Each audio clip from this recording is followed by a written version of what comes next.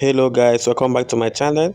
In today's video I want to show you how you can remove your Google account from your device or delete it permanently. To do this, open your setting and scroll down till you get to user and account. Tap on it. Here's all your Gmail account. In this phone, assuming you want to remove this particular Gmail account, you tap here and click remove account. That's it.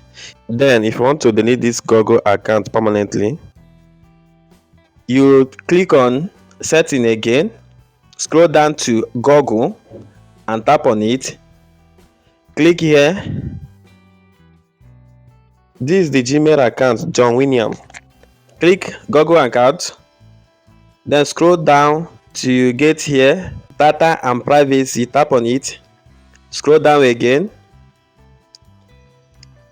until you see delete Google account. Delete your Google account. Click on it, then scroll down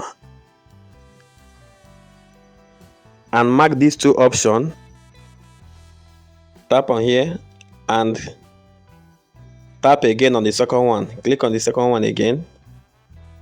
That's it. Then you tap on delete account.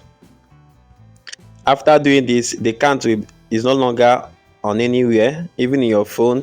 You deleted the account permanently.